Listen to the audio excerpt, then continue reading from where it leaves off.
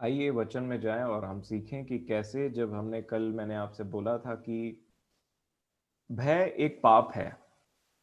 जितनों ने इस बातों को सुना है और कल के सेशन में आप आए और अटेंड किया, आपने जरूर आज उसका कंटिन्यूएशन है। कल हमने देखा है कि भय एक पाप है, हमने पाप के बारे में तो सीख लिया, बट इसके विषय में इससे निकला कैसे जाए, आज उसके बारे में मैं आपसे बातचीत करना चाहता हूं। तो प्रभु हमारे साथ हों और प्रभु हम पर दया करें और अपनी आत्मा उंडेल करके जो उन्होंने मुझे सिखाया है वही आत्मा आज हम सब की सहायता करने पाए, ताकि हम इन चीजों को सीखें, एक निर्णय लें अपने जीवन में और डरपोकों की तरह जीवन जीना छोड़ दें। क्योंकि भय एक पाप है और भय के साथ आप और मैं कभी भी स्वर्ग में प्रवेश नहीं कर सकते। मैं जैसा कि मैंने आज भजन संहिता 27 पढ़ा कि हे यहोवा परमेश्वर मेरी ज्योति, यहोवा परमेश्वर मेरी ज्योति है, मेरा उद्धार है, मुझे किसका भय। अगर आपके पास आपकी ज्योति है तो आप भय नहीं खाएंगे, क्योंकि भय अंधकार में होता है। किसी भी प्रकार का अंधकार, चाहे वो शारीरिक, मतलब जैसे वो फिजिकली रूप से बोलते हैं कि अंधकार से हमको डर लगता है, कुछ उसी प्रकार का अंधकार हमारे आत्मा के अंदर में भी रहता है। जब हमें कुछ चीज दिखाई नहीं देती है, जब हम अंधकार में चलते रहते हैं और हम बिना ज्योति के चलते रहते हैं, तो हम भय खाते हैं और बहुत जल्दी हम भय खाने लग जाते हैं। तो जिस ज्योति की राजा दाऊद बात कर रहे थे, आपको पता है यूहन्ना ने अपनी पत्री यीशु मसीह के लिए स्टार्ट ही वैसे करी थी। अगर आप पहला यूहन्ना की पत्री, उसका पहला अध्याय और 5 वचन देखेंगे, तो जैसे ही यूहन्ना अपनी पत्री को लिखना स्टार्ट करते हैं, तीनों पत्री में से एक, उसमें वो एक बात बोलते हैं जो उन्होंने यीशु मसीह से सीखी थी। और पहला यूहन्ना की पत्री पहला अध्याय और उसके 5वें वचन में यूहन्ना कहते हैं, जो समाचार हमने उससे सुना और तुम्हें सुनाते हैं। सुनिए, समाचार बोलने के बाद में यूहन्ना पहली बात जो रखते हैं यीशु मसीह से सुनी हुई और याद की हुई आत्मा के द्वारा, वो ये थी, वो कहते हैं जो समाचार हमने उससे सुना अर्थात यीशु मसीह से सुना और तुम्हें सुनाते हैं, वह ये है कि परमेश्वर ज्योति है। पहली बात, आप बड़े ध्यान से दीजिए, ध्यान देकर के सुनिएगा प्रभु जी, मेरे प्रियो, प्रभु आप सबों पर अनुग्रह करो और सब इस बात को समझ पाए। ये बहुत इंपॉर्टेंट बात है, मैं आपको बताऊंगा कि कैसे। यहाँ पे यूहन्ना, मैं फिर से पढ़ता हूं कि पहला यूहन्ना पहला अध्याय 5 वचन में यूहन्ना बोलते हैं, जो समाचार हमने उससे सुना अर्थात यीशु से सुना और तुम्हें सुनाते हैं, अब तुम्हें सुनाते हैं, वह ये है कि परमेश्वर ज्योति है। पहली बात, परमेश्वर ज्योति है और उसमें कुछ भी अंधकार नहीं। अगर परमेश्वर ज्योति है तो उसमें जो कुछ भी अंधकार नहीं, और अगर हम परमेश्वर को मानने वाले हैं तो हम में उसकी ज्योति है और हमें भी कुछ अंधकार नहीं होना चाहिए। प्रभु यीशु मसीह का वचन कहता है, बाइबल हमको बताती है यूहन्ना रचित सुसमाचार में, कि ज्योति उन पर चमकी जो अंधकार में बैठे हुए थे, परंतु कई लोगों ने ज्योति को ग्रहण नहीं किया। हाँ, क्योंकि उनके काम बुरे थे। जब मेरे और आपके ऊपर में प्रभु की ज्योति चमकती अर्थात उसके वचन के द्वारा हम कोई बातों को सुनते हैं, तो हमको पता चल जाता है कि हम अंधकार में हैं। जैसे ही हम वचन को सुनते हैं या पढ़ते हैं, आप अपने नॉर्मल जो आपकी जो बाइबल स्टडी होती है, आप बाइबल पढ़ते हैं, या आप जब भी कोई प्रचारक या फिर कोई प्रभु का जन प्रभु की बातों को लेकर के आपके पास में आता है और कहता है कि ऐसा है ऐसा नहीं है, तब हम पर ज्योति पड़ती है। और जब ज्योति पड़ती है तो हम अपनी दशा को पहचान जाते हैं कि हम अंधकार में बैठे हुए थे। पर दो तरीके के लोग होते हैं, एक उसको ग्रहण करते हैं और ज्योति में चलने की कोशिश करते हैं, दूसरे ज्योति से भागते हैं। जहां कहीं वचन प्रचार होता है, जहां कहीं बाइबल की बातें होती है, वो वहां से भाग निकल जाते हैं, क्योंकि उनके काम बुरे हैं और उनको अंधकार रहना पसंद आता है। ये अंधकार में जीवन जीने वाले लोग हैं। परंतु राजा दाऊद इस बात को जानते थे और उन्होंने प्रभु की आत्मा में एक बात कहा कि प्रभु परमेश्वर यहोवा मेरी ज्योति है, मेरी खुद की कोई ज्योति नहीं है, अर्थात प्रभु यहोवा मेरी ज्योति है और वो मेरा उद्धार है, मुझे किसकी दहशत। क्योंकि जहां जहां ज्योति जाती है वहां अंधकार का कोई काम नहीं। अंधकार से डर इसलिए लगता है क्योंकि ज्योति वहां पे नहीं है, हमको कोई चीज दिखाई नहीं देती है, हमको घबराहट होती है कि कहां अंधकार है, और जहां, अब देखिए, जहां लाइट ऑन होती है वहां पे भय गायब हो जाता है। कई बार ऐसा होता है ना कि आप एकदम से अंधकार वाले प्लेस में चले गए और आपको कुछ दिखाई नहीं दे रहा, आप चलने के लिए भी आपके पास पता भी नहीं है कि आप कहाँ पैर रखना है, कैसे, कहाँ है सांप है, नीचे क्या है, कुछ पता नहीं है आपको। लेकिन जहां रोशनी आती है आप बलवंत हो जाते हैं। जहां रोशनी हमको दिखाई देती, जहां घर में लाइट ऑन होता है, हमको सब क्लियर क्लियर दिखाई देने लग जाता है, यहाँ ये है वहां ये है करके। और ना हमारे पाँव में ठेस लगती है, ना हम भय खाते हैं, और ना ही हमको कोई किसी प्रकार का कंफ्यूजन होता है कि कौन सा चीज कहाँ रखा हुआ है। हमको सब समझ में आ जाता है।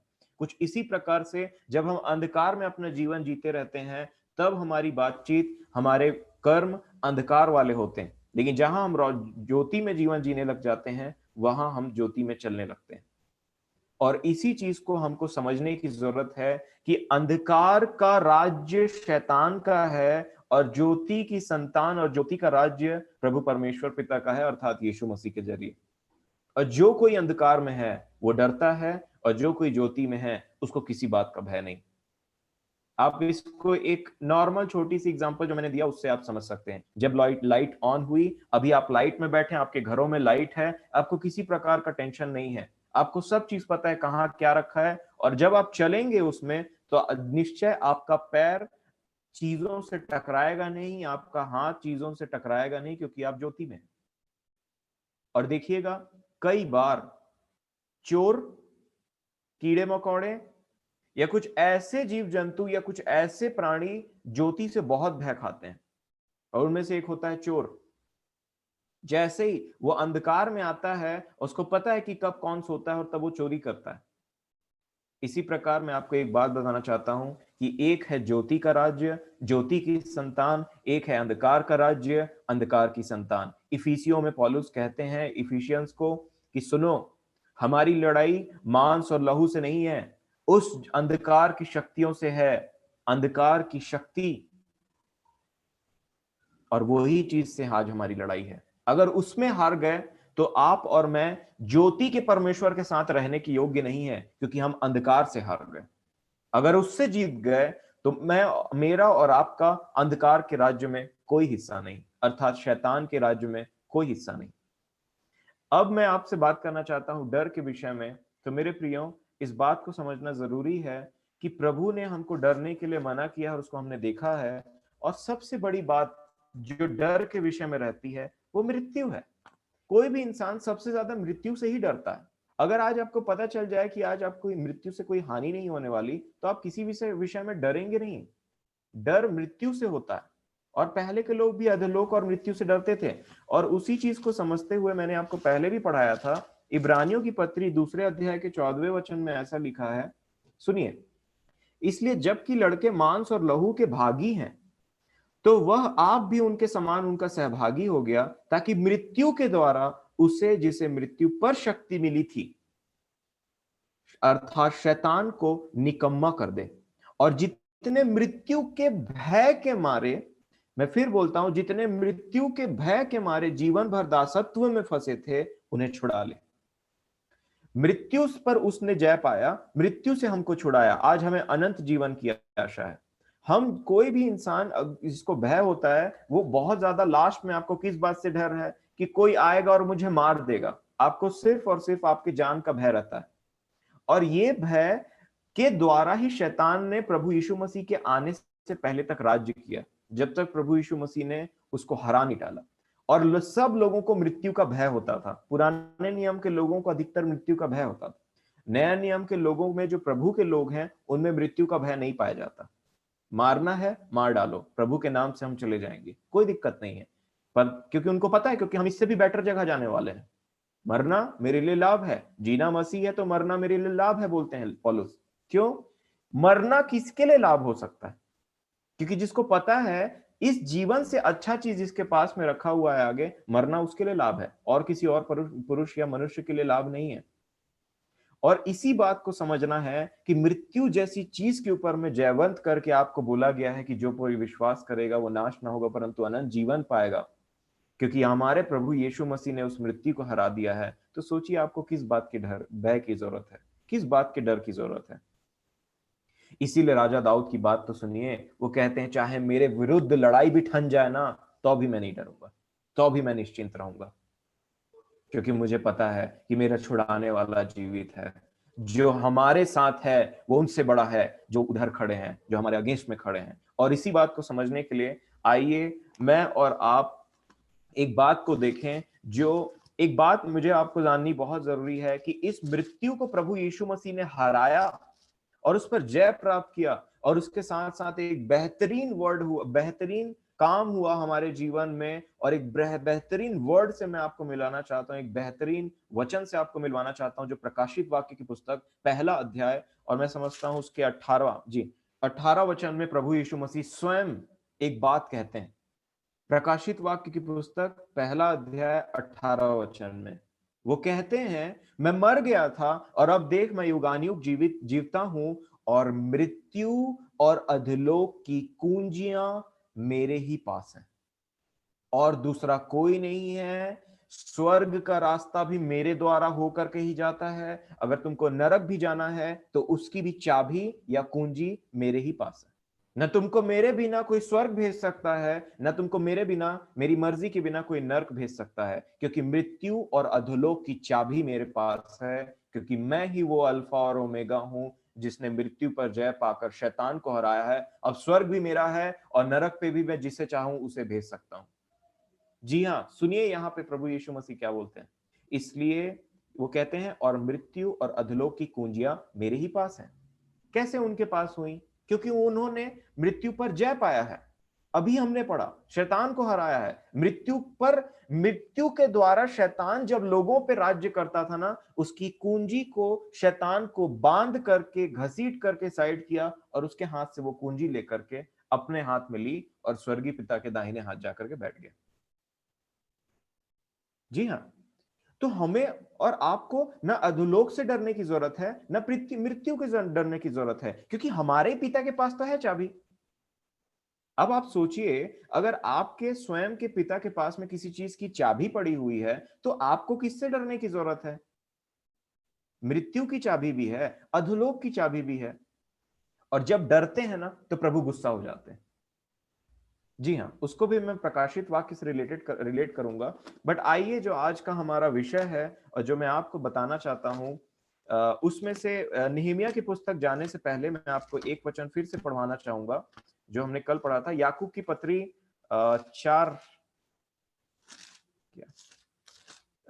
याकूब की पत्री 4 अध्याय और उसका 7 वचन।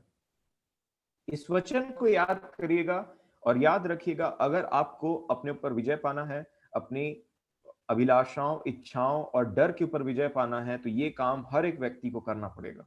लिखा है याकूब 4 के 7 में, इसलिए परमेश्वर के अधीन हो जाओ और शैतान का सामना करो, तो वह तुम्हारे सामने से भाग निकलेगा।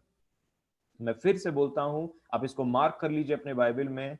लिखा है, इसलिए परमेश्वर के अधीन हो जाओ और शैतान का सामना करो, तो वह तुम्हारे सामने से भाग निकलेगा। He will flee from you.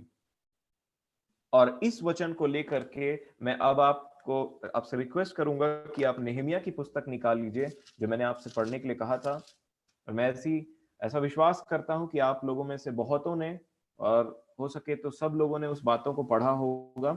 और नहमीया की पुस्तक अगर आपने पढ़ी है, तो मैं, क्योंकि अब इन डिटेल में आपको नहीं बताना चाहूंगा, पर आपको कुछ पॉइंट बताना चाहूंगा कि नहमीया ने एग्जैक्टली याकूब 4:7 किया था। यहां पे नेहमिया एक व्यक्ति था जो एक राजा थे, और उनका कप बियरर था, कप का उठाने वाला एक व्यक्ति नेहमिया था। और नेहमिया के पास में जब एक बात पहुंची, तो ना बहुत ज्यादा ना बेचारा मूर्छित हो गया, उदास हो गया, निराश हो गया। और ये बात क्या थी पता है? कि यरूशलेम की शहरपनाह टूटी है, उसके गेट टूटे हुए हैं, कोई उसका बनाने वाला नहीं है, वहां हमारे पुरखाओं का कब्र है। और इस बात से नेहमिया उदास हो गया था, क्योंकि वो जानता था कि यरूशलेम परमेश्वर पिता का घर है, उसके लोग वहां रहते हैं, हमारे पुरखाओं की कब्रें वहां पे है, और उसकी हालत बहुत खराब है।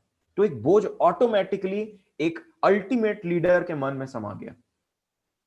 और तब वहां पे ये चौथे वचन को देखिए, नहमिया पहला अध्याय और चौथे वचन में ऐसा लिखा हुआ है, ये बातें सुनते ही मैं बैठकर रोने लगा। एक हार्ट को देखिए नहमिया के, जैसे ही उसने बातें सुनी, उसके कुछ नहीं, ना उनको कोई तकलीफ, ना कोई बीमारी, ना कोई कुछ हुआ है, पर प्रभु के लोग और हमारे पुरखाओं के जगह को मुसीबत पहुंची है तो एक बोझ को महसूस करिए नेहमिया के, और वो कहते हैं ये बातें सुनते ही मैं बैठकर रोने लगा और कितने दिन तक विलाप करता और स्वर्ग के परमेश्वर सम्मुख उपवास करता और यह कहकर प्रार्थना करता रहा। अब प्रार्थना लिखी हुई है।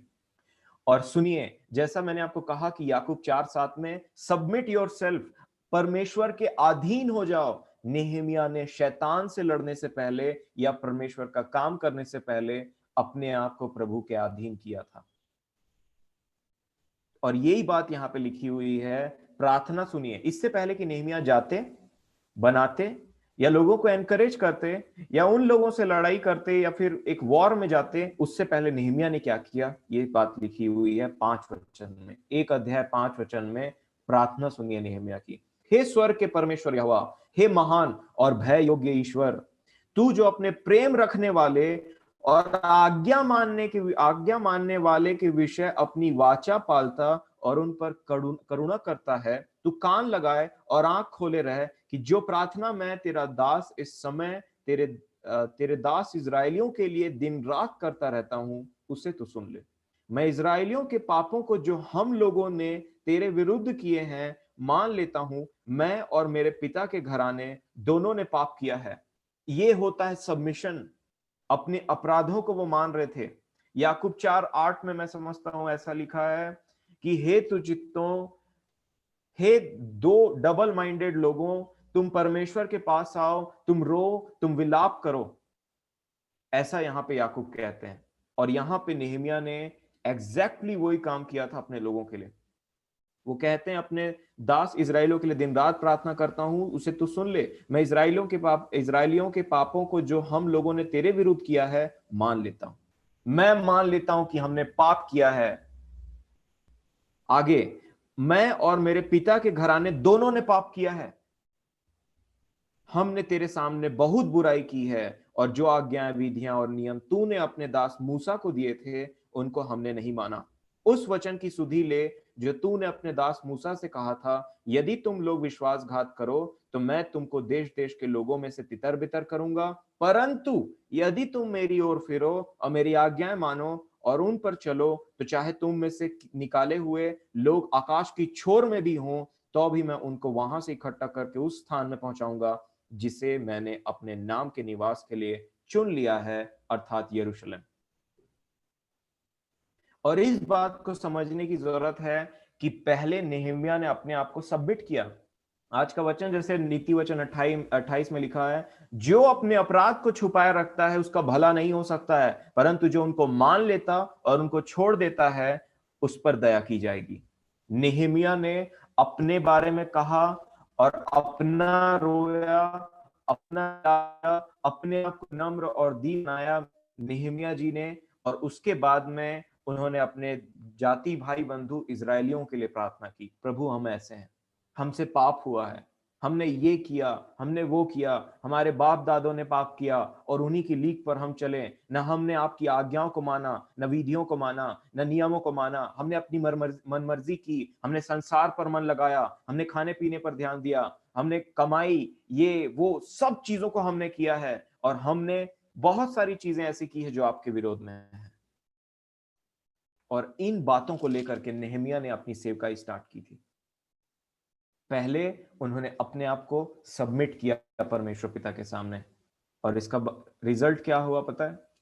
परमेश्वर पिता ने नेहमिया की दुआ सुनी, और दुआ सुनने के बाद में परमेश्वर पिता ने राजा के मन में ऐसी दया उपजाई कि राजा ने नेहमिया पर दया की और उसको यरूशलेम भेजा।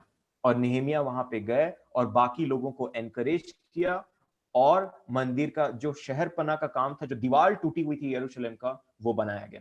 दीवार के विषय में एक बहुत बड़ा प्रकाशन है, उसको जरूर एक दिन हम बात करेंगे। बस एक बात जान रखिए, आपने नीति वचन में कई बार पढ़ा होगा, सुलेमान ऐसा बोलते हैं कि आलसी कि जब मैं खेत से पार हो रहा था, जब मैं आलसी के जगह से पार हो रहा था, तो मैंने देखा शहरपना टूटी हुई है, कांटे हैं, बिच्छू है, ये है, वो है। तब मैंने एक शिक्षा प्राप्त की, शहरपना बहुत बड़ा रोल प्ले करता है, क्योंकि शहरपना ही वो दीवाल है। याद रखें, प्रकाशित वाक्य में बाइबल हमको ऐसा बताती है कि स्वर्ग की भी शहरपना है, स्वर्ग की भी दीवाल है, वहां पे खंबे हैं।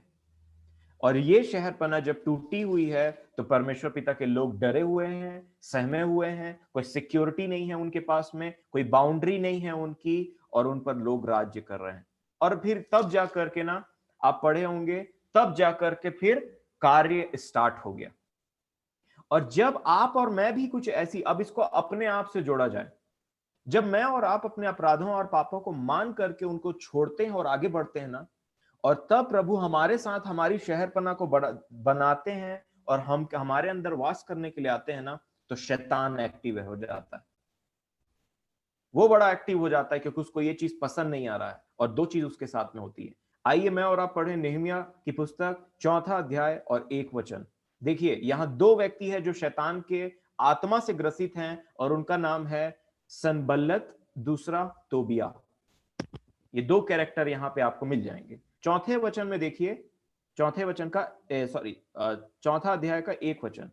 अब जब यहां पे प्रभु का कार्य हो रहा है, जब प्रभु के लोगों ने अपने पाप को मान लिया और आगे बढ़ने की कोशिश कर रहे हैं, जैसे मैं और आप भी कभी कभी करते हैं, हमने अपने पापों और अपराधों को मान लिया और हम अपने जीवन में आगे बढ़ने की कोशिश करते हैं ना, तो होता क्या पता है? शैतान के दूतों की एंट्री होती। और वो लोग करते क्या है उसको समझने की जरूरत है आज। 4 अध्याय और 1 वचन में देखिए, इनके शब्द सुनिए। तब संबल्लत ने सुना कि यहूदी लोग शहर पना को बना रहे हैं। अब शैतान ने सुना, आपने एक निर्णय ले लिया है कि मैं उठूंगा, तो उसको डर लगा। जी हां, मैं इसको रिलेट करूंगा, उसको सबसे पहले डर लगता है। और वो यहां पे क्या करता है, देखिए, जब संबल्लत ने सुना कि यहूदी शहरपना को बना रहे हैं, तब उसने बुरा माना। किसी को बुरा लग रहा है कि प्रभु का घर तैयार हो रहा है, कि प्रभु की शहरपना तैयार हो रही है, कि प्रभु के लोग मन फिरा रहे हैं, इसको बुरा माना और बहुत रिसिया कर यहूदियों को ठट्ठों में उड़ाने लगा। बहुत गुस्सा हुआ, बहुत ज्यादा गुस्सा हो गया। वेरी एंग्री लिखा है ना। और इसको मैं रिलेट कर देता हूं तो आपको समझ में आ जाएगा। प्रकाशित वाक्य की पुस्तक, अगर आप 12 अध्याय को निकालेंगे, अगर आप प्रकाशित वाक्य की पुस्तक 12 अध्याय और 12 वचन को पढ़ेंगे, तो यहां पे भी कुछ इसी प्रकार से हुआ था। हमने बाइबल स्टडी की है शेखर दादा की मदद से, प्रभु की आत्मा के द्वारा, तो मैं समझता हूं आपको ये चीजें याद होंगी। लिखा है प्रकाशित वाक्य 12 अध्याय 12 वचन, इस कारण हे स्वर्गीय हे सॉरी इस कारण हे स्वर्गों और उनमें रहने वालों मगन हो, हे पृथ्वी और समुद्र तुम पर हाय। क्यों? क्योंकि शैतान बड़े क्रोध के साथ तुम्हारे पास आया है, क्योंकि जानता है कि उसका थोड़ा ही समय और बाकी है। यहां पे संबल्लत और तोबिया भी जानते थे, अगर ये शहर पना बन गई तो हम गए। और आज शैतान जानता है कि अगर आप और मैं सही तरीके से अपना जीवन प्रभु में निर्वाह करने लग गए, तो उसका राज्य गया। और इसलिए वो क्रोधित होता है, और इसलिए भी वो क्रोधित होकर के समुद्र और पृथ्वी पे रहने वालों के ऊपर में टूट पड़ा था। प्रकाशित वाक्य कैसे कहती, हाय पृथ्वी और समुद्र, क्योंकि शैतान तुम पर बड़ा क्रोधित हुआ है और बड़े क्रोध के साथ में आया है, क्योंकि वो जानता है उसका बहुत थोड़ा समय बाकी है। और यहां पे भी मेरे प्रियो, नेहमिया 4 अध्याय और 6वें अध्याय में दो चीजें पलट के रहने वाली हैं, और तोबिया और संबलत इस बात को जानते थे।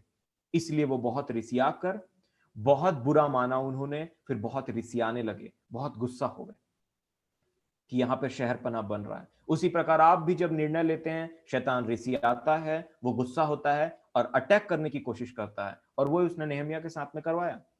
अब आइए नेहमिया की पुस्तक 4 अध्याय और 1 वचन में जो हमने पढ़ा है कि संबल्लत एक कैरेक्टर है, उसको आप अंडरलाइन कर लीजिए। संबल्लत रिसियाया और संबल्लत क्रोधित होकर के ये बातें कहा। दूसरा वचन लिखा है, वो अपने भाइयों के और शोमरोन की सेना के सामने यो कहने लगा। अब सुनिए, अब वो ना डिस्करेज कर रहा है, जो शैतान का काम है, दूसरा हथियार, डिस्करेज करना। वे निर्बल यहूदी क्या करना चाहते हैं, ये उसका क्वेश्चन था। पता चलेगा अभी 6वें अध्याय में कि क्या करना चाहते थे। वो बोल क्या रहा है, वे निर्बल यहूदी क्या करना चाहते हैं? क्या वे वह काम अपने बल से करेंगे? क्या वे अपना स्थान दृढ़ करेंगे? क्या वे यज्ञ करेंगे? क्या वे आज ही सब काम पूरा कर डालेंगे? क्या वे मिट्टी के ढेरों में के जले हुए पत्थरों को फिर नए सिरे से बनाएंगे? ये सब ठट्ठों में उड़ा रहे थे, तुम क्या कर लोगे? क्या आज ही बना लोगे? क्या बोलते हैं, इतने बड़े शहर पना को तुम आज ही बना लोगे? ठट्ठा करना। पतरस अपनी पत्री में लिखते हैं, जब तुम उनकी संगति को छोड़ते हो और वैसा काम नहीं करते हो तो वे मजाक उड़ाते हैं, वो ठट्ठा करते हैं, तुम पर दोष लगाते हैं। ठट्ठा करना। और ये यहां पे ठट्ठा कर रहे थे।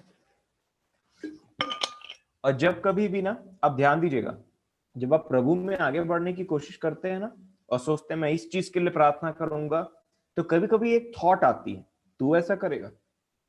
कभी कभी जब आप प्रभु के काम में थोड़ा बहुत इधर उधर होते हैं ना, तो एक बात होती, तुझसे नहीं हो पाएगा, तू मुर्दों को जिलाएगा, तू ऐसा करेगा, तू ऐसा करेगा। और ये नाना प्रकार के क्वेश्चन संबल्लत उनको डिस्करेज करने के लिए पूछ रहा था। और यही है शैतान का कार्य, यही है शैतान का कार्य। तीसरा वचन लिखा है, उसके पास अम्मोनी तोबिया था।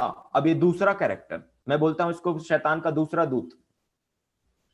अब तोबिया, अम्मोनी तोबिया था, वो क्या बोलता है, और वह कहने लगा, जो कुछ वे बना रहे हैं, यदि कोई गीदड़ भी उस पर चढ़े तो वह उनकी बनाई हुई पत्थर की शहरपनाह को तोड़ देगा।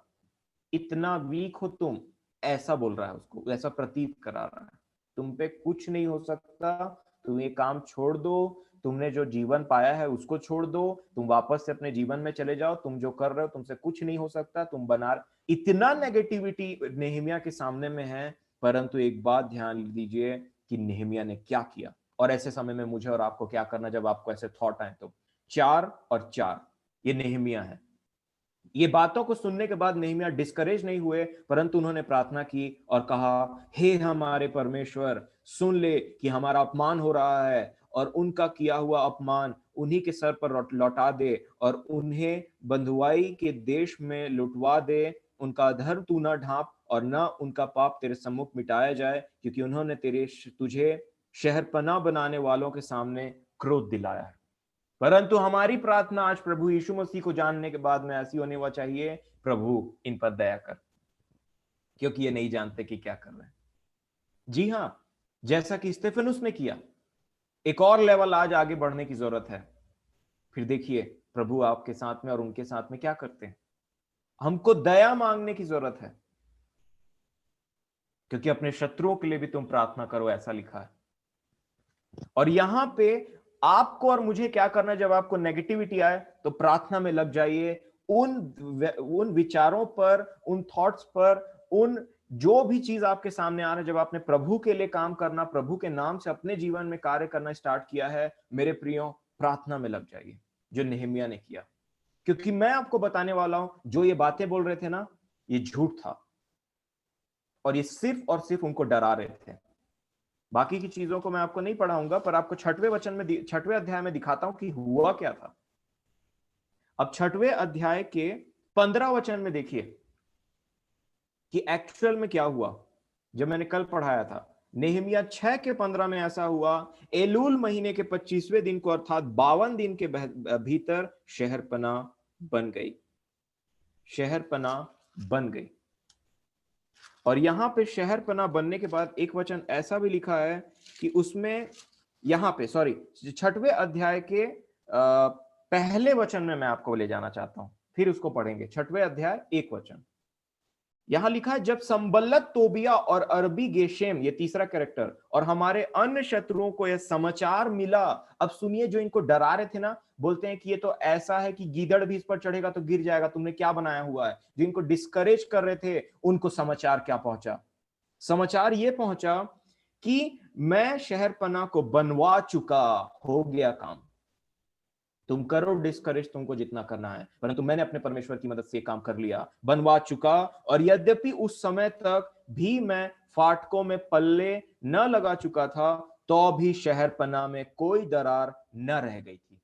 ये प्रभु की अपार करुणा के चलते नेहमिया के काम पे आशीष दी, और उन लोगों के काम पे आशीष दी जिन्होंने नेहमिया का साथ दिया था, और दीवार में एक भी छेद नहीं थी। परंतु शत्रु क्या बोल रहा था उनको, गीदड़ भी चढ़ेगा ना तो ये गिर जाएगा। पर आप बताइए, ऐसा कुछ हुआ? नहीं हुआ। वो उनको डरा रहे थे, और उनको झूठ से डरा रहे थे कि ऐसा होगा, परंतु नेहमिया ने विश्वास किया, डर का सामना किया, प्रार्थना किया अपने परमेश्वर पिता से और ऐसी शहरपनाह बनाई जिसमें एक भी दरार बाकी नहीं रह गया था। और यहां बाइबल, अब आइए 15वें वचन में 6वें अध्याय के, अब एलूल महीने के 25वें दिन को अर्थात 52 दिन के भीतर शहरपनाह बन गई। शहरपनाह बन गई। अब सुनिए, जब हमारे सब शत्रुओं ने, ये शत्रु 6 अध्याय के एक संबलत, तोबिया और अरबी गोशेम और अन्य अन्य राज्य के लोग, जब हमारे सब शत्रुओं ने ये बात को सुना, ये समाचार उन पर पहुंची, तब हमारे चारों ओर के रहने वाले सब अन्य जाति डर गए और बहुत लज्जित हुए, क्योंकि उन्होंने जान लिया कि यह काम हमारे परमेश्वर की ओर से हुआ है। जी हां, यही मैं आपको समझाना चाह रहा हूं। याकूब 4:7, पहले नहमिया ने अपने आप को सबमिट किया, अपने आप को दीन किया और परमेश्वर पिता ने उसको शिरोमणि बनाया। पहले नहमिया ने अपने आप को क्या लिखा है याकूब 4:7 में, परमेश्वर के अभी मैंने पढ़ा है, एक सेकेंड, वो एग्जैक्ट वर्ड मैं पढ़ना चाहता हूं, दाएं बाएं नहीं करना चाहता, इसलिए मैं देखूंगा। लिखा है 4 और उसके 7 में कि इसलिए परमेश्वर के अधीन हो जाओ, जैसा नेहमिया हो गया। इसलिए परमेश्वर के अधीन हो जाओ और वो तुम्हारी सारी बातों को ठीक कर देगा, और शैतान का सामना करो। तोबिया, संबलत, गेशेम हो, चाहे कोई भी अन्य जाति हो, सामना करो उनका, परंतु पहले परमेश्वर के अधीन होकर के। और देखिए रिजल्ट आपके सामने है। 4 अध्याय और 6वें अध्याय दोनों में 52 दिन का अंतर था। सिर्फ 52 दिन के अंदर, 52 दिन के बाद में उन्होंने शहरपनाह तैयार कर ली परमेश्वर पिता की दया से, अनुग्रह से, उनकी शक्ति से। और तब क्या हुआ पता है? जो डरा रहे थे अब वो डर रहे। और यही शैतान के साथ में होता है। पतरस और चेलों के जीवन में देखिए, रात में प्रभु चल के आ रहे थे नदी में, तो उनको लग रहा था, बोल रहे हैं भूत भूत भागो, भूत आ रहा है। प्रभु बोलते हैं ये मैं हूं। जब उन्होंने जीवन नहीं पाया था तो वो बोल रहे थे भूत भूत। अब जब जीवन पा लिया, आत्मा पा गया, तो शैतान बोलता है पतरस पतरस भाग यहां से। पलट गया पूरा सब चीज। आप सुनिए, आप प्रेरितों के काम में देखिए, जब उन्होंने आत्मा को पाया ना, तो शैतान पौलुस का नाम भी जानते थे। यीशु को तो हम जानते हैं, पौलुस को भी पहचानते हैं, परंतु तुम कौन हो वो उनको नहीं जानते थे। याद रखिए, अगर आप ऐसा जीवन जिएंगे, शैतान आपसे थरथराएगा। जो इसी बात का मैसेज मैंने आपको आज व्हाट्सएप में भेजा था, और ये है क्योंकि बाइबल ऐसा बताती है, यदि तू विश्वास करता है तो भला काम करता है। शैतान भी, दुष्ट आत्माएं भी करती हैं। यदि तू विश्वास करता है कि परमेश्वर एक है, परमेश्वर है, तो भला करता है। दुष्ट आत्मा भी करती है और थरथराती। और पौलुस बोलते हैं तिमुथियुस को कि सुन तिमुथियुस, परमेश्वर ने हमें भय की आत्मा नहीं दी परंतु सामर्थ की। तो जिससे दुष्ट आत्माएं थरथराती हैं, उसने अपनी आत्मा को आपके और मेरे अंदर में डाला है। तो बताइए, आपसे और मुझसे दुष्ट आत्माएं थरथरानी चाहिए कि नहीं? मैं नहीं जानता आप लोग समझ पा रहे हैं कि नहीं, पर प्रभु हम पर दया करें, हम इधर उधर ध्यान ना दें, नहीं तो कुछ समझ में नहीं आएगा। पर आपसे मैं फिर से आपको समझाने के लिए बात कहता हूं कि याकूब 2:19 में लिखा है कि यदि तू विश्वास करता है, भरोसा करता है कि परमेश्वर है, परमेश्वर एक है, तो भला करता है। दुष्ट आत्माएं भी यह विश्वास करती हैं और थरथराती, कांपती हैं।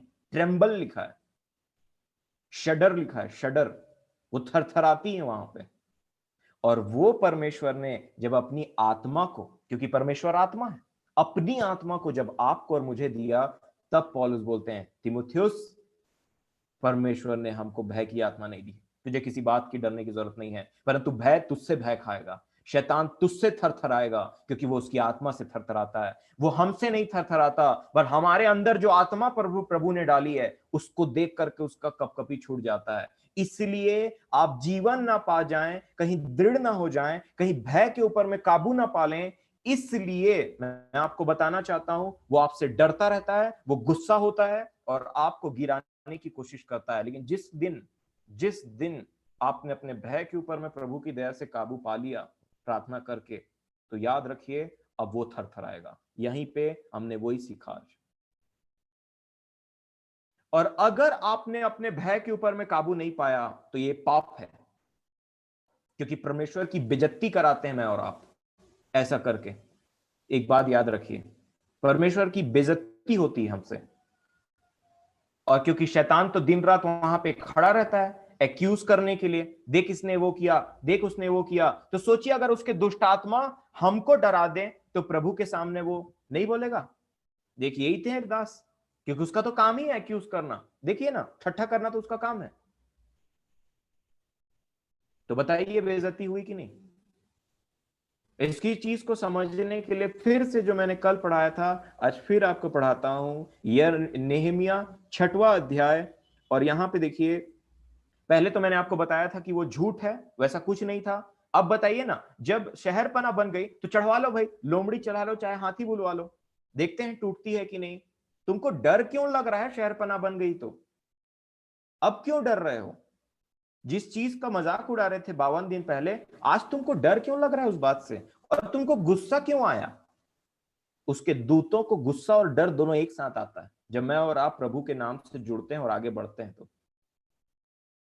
और याद रखें, डरना मना है। जी सही सुना आपने, डरना मना है। क्योंकि नेहमिया यहां पे कहते हैं 6वें अध्याय और यहां पे 13 वचन में, 6वां अध्याय 13 वचन, नेहमिया, उन्होंने उससे इस कारण रुपया दे रखा था, क्योंकि वो एक सेवक आकर के बोला था, कल हमने देखा था ना, सेवक आके बोलता है नेहमिया भाग यहां से।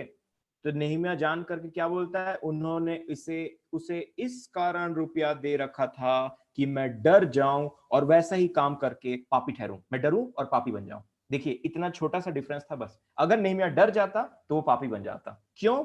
और उनको दोष लगाने का अवसर मिले और वे मेरी नाम धराई कर सकें।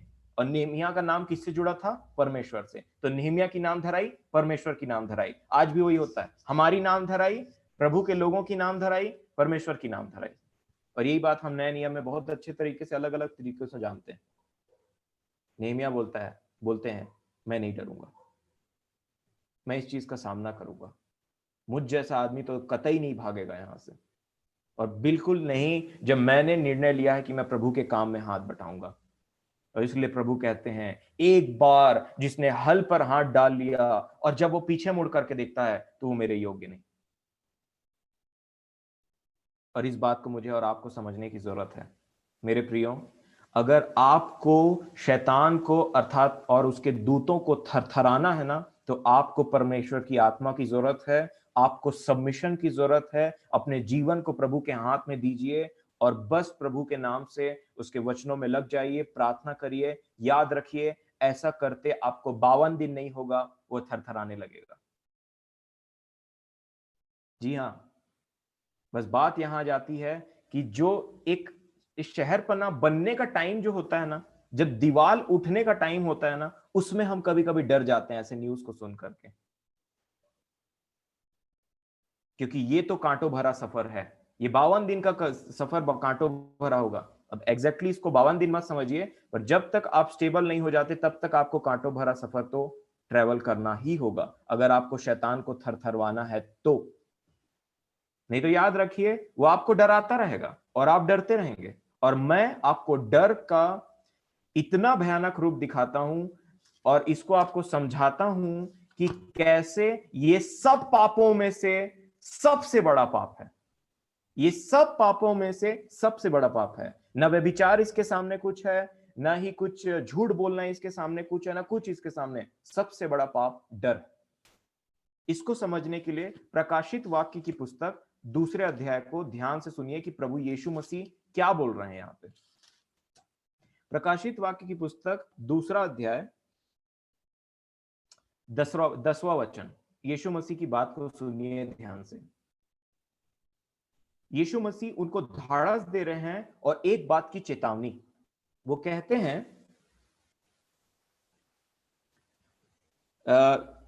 एक ऐसी कलीसिया है जो ऑलरेडी दुख सह रही है।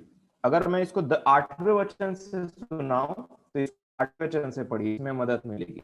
प्रभु यीशु मसीह कहते हैं यूहन्ना को, स्मुरना की कलीसिया को के दूत को यह लिख, जो प्रथम और अंतिम है, जो मर गया था और अब जीवित हो गया है। वह यह कहता है कि मैं तेरे क्लेश और दरिद्रता, जी हां मैं रिपीट करता हूं, प्रभु यीशु मसीह कहते हैं कि जो मर गया था अब वो जीवता है, और वो क्या कहता है, मैं तेरे क्लेश को जानता हूं, मैं तेरी दरिद्रता को जानता हूं, परंतु तू धनी है क्योंकि तू क्लेश उठा रहा है।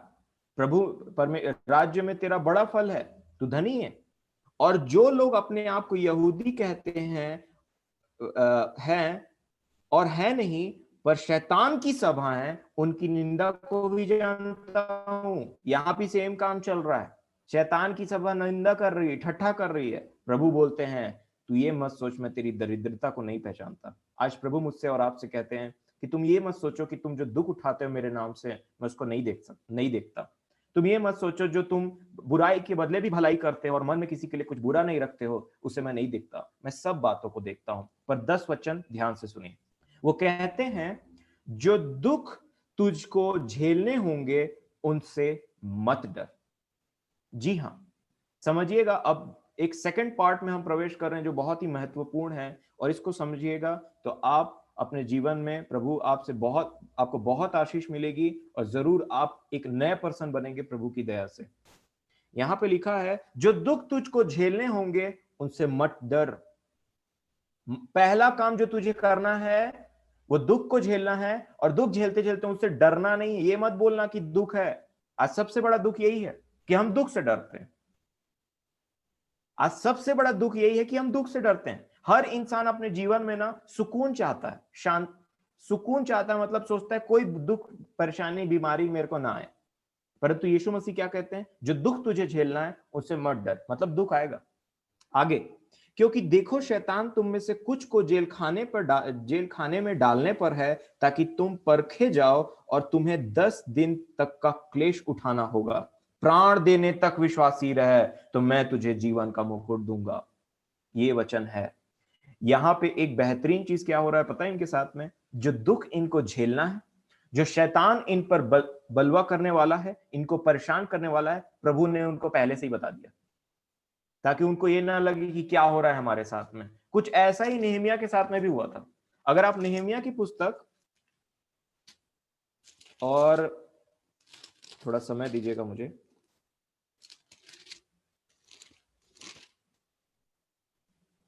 जी हां, नेहमिया की पुस्तक 4 अध्याय और 15 वचन को ध्यान से देखिए। जब ये लोग नेहमिया और उसके लोगों के अगेंस्ट में युक्ति बांध रहे थे ना, तो यहां पे एक बेहतरीन चीज हुई थी जो यीशु मसीह ने अभी कहा। वो क्या हुआ? नेहमिया 4 और 15, जब हमारे शत्रुओं ने सुना कि यह बात हमको मालूम हो गई है और परमेश्वर ने उनकी युक्ति निष्फल की है, तब हम सब के सब शहरपनाह के पास अपने अपने काम पर लौट गए। मतलब जो शत्रु इनके साथ करने वाले थे, प्रभु ने उनको पहले से ही जनवा दिया, पहले से ही बता दिया कि तुम्हारे साथ में क्या होने वाला है, और उनके शत्रुओं की युक्ति है निष्फल हो गई। वैसे ही यीशु मसीह भी अपने लोगों को पहले से ही बता रहे हैं कि तुम्हारे साथ क्या बुराई होने वाली है, किन दुख का सामना तुमको करना है। ऐसे भी बताया, पौलुस के थ्रू भी बताया, अंतिम दिनों में बुरे समय आएंगे। ये क्या है? वो प्रेम ही तो है, और हम सब जानते हैं इन बातों को।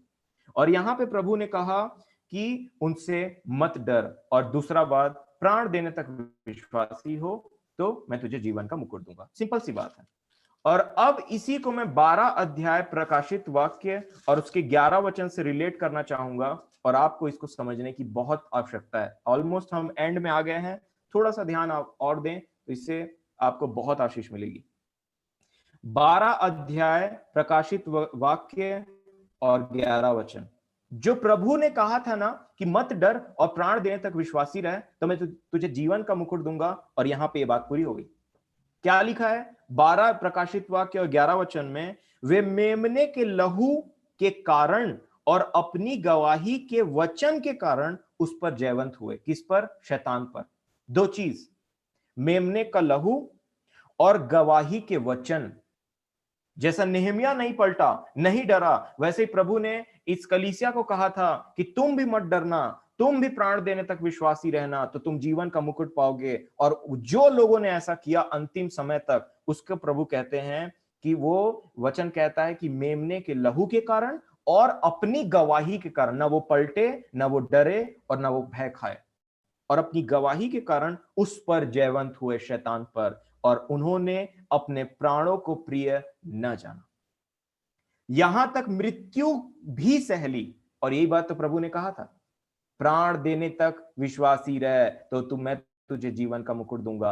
और यहाँ पे प्रभु वही बात कह रहे हैं वचन में कि वे वो लोग हैं जिन्होंने न डरा, परंतु प्रभु यीशु मसीह के लहू के द्वारा उस शैतान पर विजय पाई, और उससे बिना आप किसी चीज से जय नहीं पा सकते। प्रभु यीशु मसीह का लहू, उससे शैतान पर जय पाई। प्राण देने तक वो अपनी टेस्टमनी से नहीं मुकरे। हाँ, हम जानते हैं यीशु मसीह को, हाँ हम प्रचार करेंगे, हाँ हम इसको मानते हैं, और उनको मार डाला गया। परंतु बाइबल ऐसा बताती है यही वो लोग थे जो मरे भी प्रभु के नाम से, और प्रभु ने अपने वायदे के अनुसार इनको स्वर्ग में बड़ा प्रतिफल दिया, क्योंकि ये डरे नहीं। तो मैं आशा करता हूं आपको ये बात समझ में आ गई होगी। और अब मैं आपको अंतिम बात बता करके ये बात खत्म करना चाहता हूं। और प्रकाशित वाक्य 21 अध्याय को निकालिए और देखिए प्रभु यीशु मसीह क्या बोलते हैं। प्रकाशित वाक्य 21 अध्याय और 7 वचन से मैं पढ़ना चाहूंगा आपके सामने में। प्रकाशित वाक्य 21 और 7, प्रभु यीशु मसीह बोलते हैं, जो जय पाए वही इन वस्तुओं का वारिस होगा। फिर से, जो जय पाए वही इन वस्तुओं का वारिस होगा। किन वस्तुओं का? स्वर्ग का, फल का, जीवन के वृक्ष का, मुकुट का, सब चीजों का वारिस वही हो सकता है जो जय पाए, अपने ऊपर भी और शैतान के ऊपर भी, क्योंकि मैंने जय पाया है। और स्वर्ग जय पाए हुए लोगों का जगह है, हारे हुए लोगों का, डरपोकों का जगह नहीं है। यहां पे प्रभु यीशु मसीह बोलते हैं 7 वचन 21-7, जो जय पाए वही इन वस्तुओं का वारिस होगा, और मैं उसका परमेश्वर होऊंगा और वह मेरा पुत्र होगा। क्योंकि बाप और बेटे में एक ही क्वालिटी रहनी चाहिए। तो यहां पे वो बोलते हैं, फिर देखिए 8वें वचन, परंतु, a big question mark and a big revelation, एक बहुत बड़ा प्रकाशन।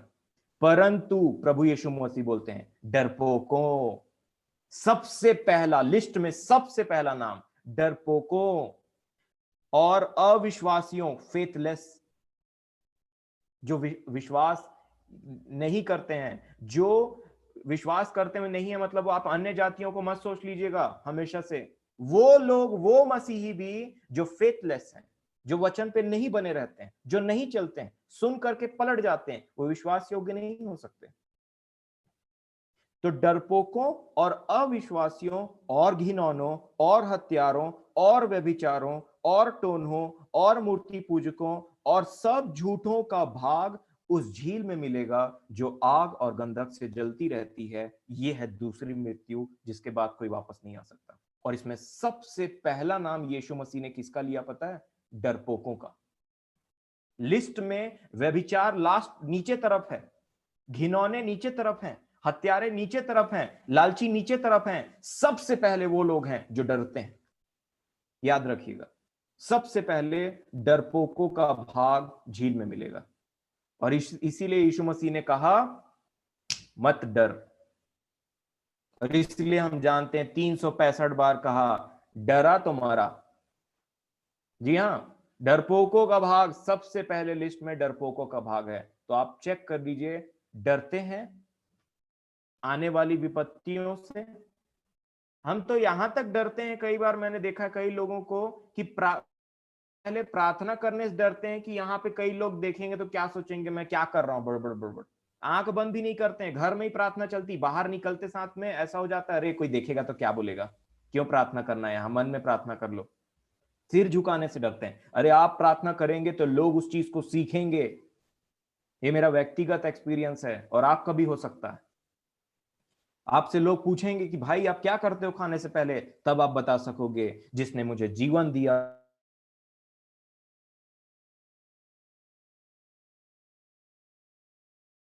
पर वो खाना नहीं खा पाते, तब आप उनको कुछ बोल सकोगे। हम डरते हैं आज लोगों से। कई लोग कई मसीही प्रभु का नाम लेने से डरते हैं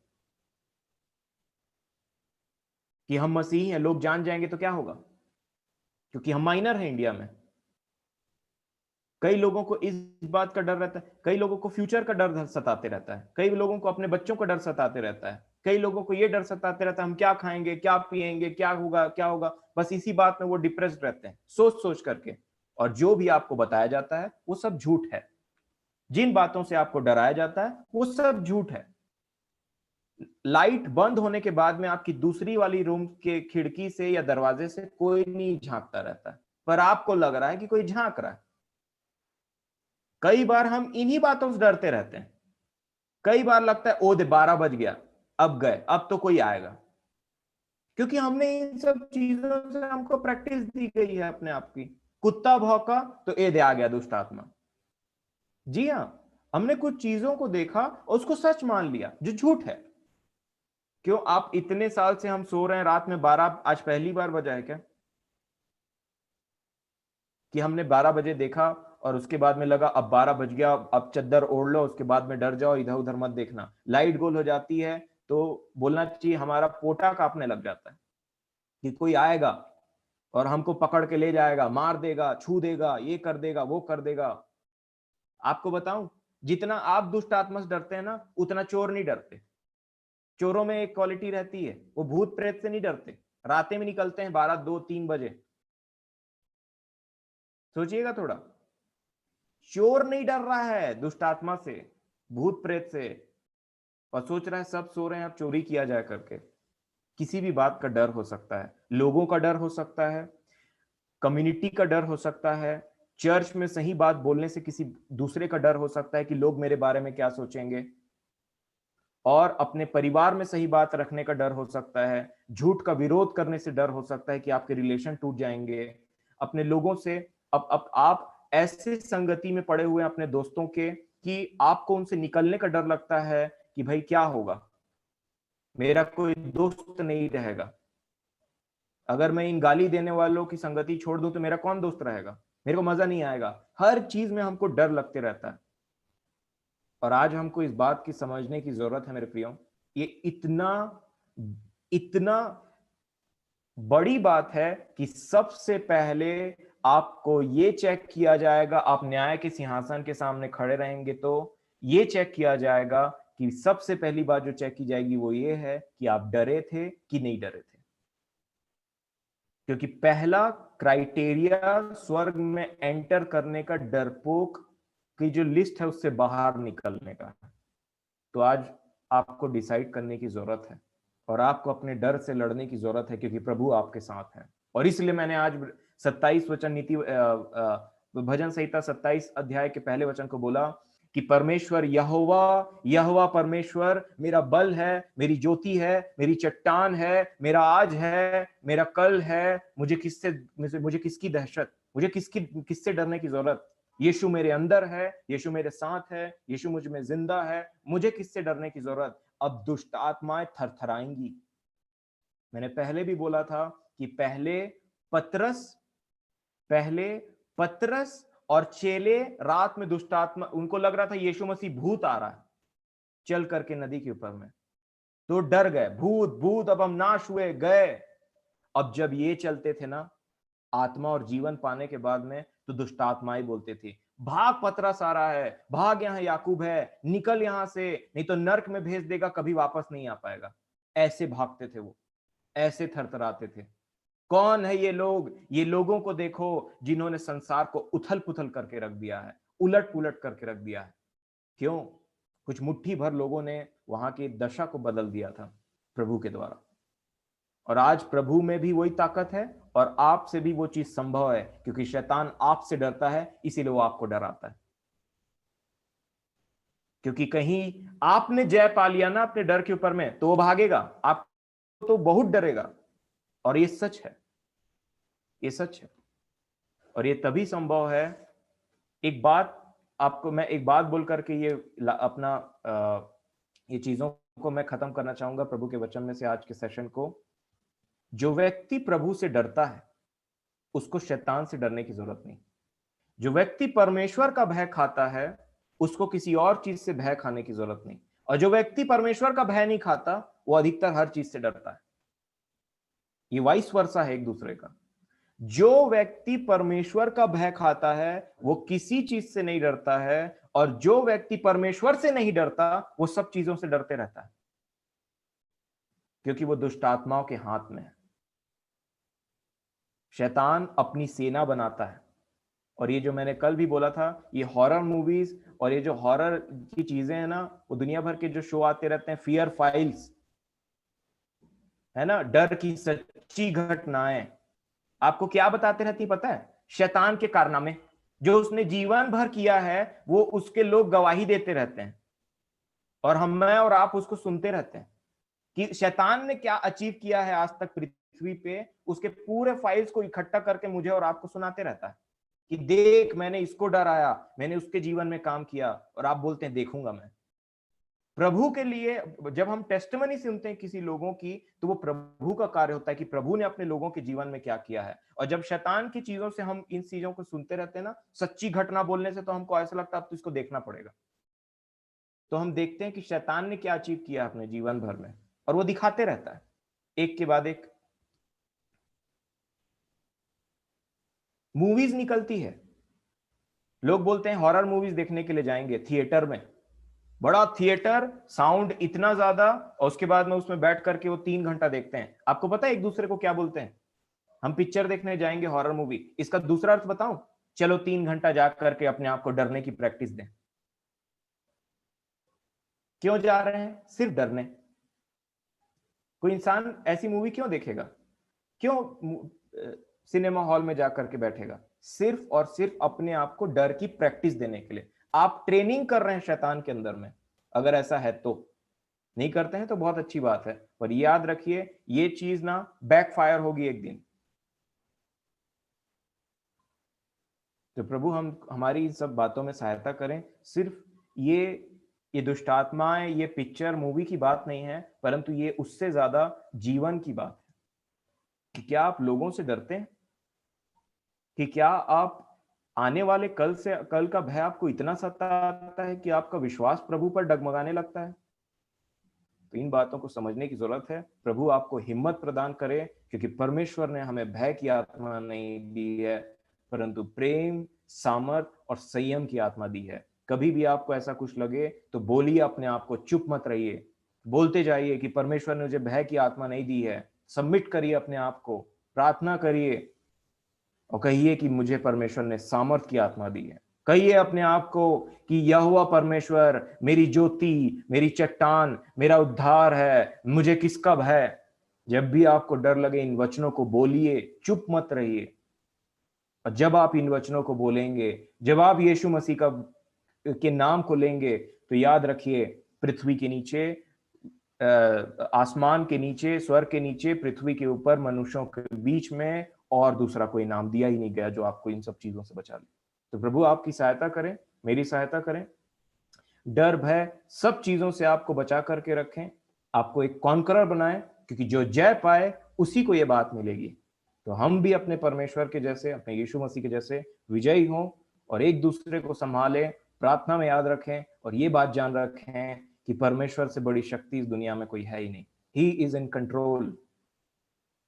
उसके पास सब चीज की कुंजी है, चाहे वो स्वर्ग हो, चाहे वो मृत्यु हो, चाहे वो अधोलोक हो, चाहे वो हेडीज हो, चाहे वो मृत्यु हो। प्रभु आपको हिम्मत प्रदान करें सब बातों के लिए, समय के लिए। प्रभु का धन्यवाद और आपका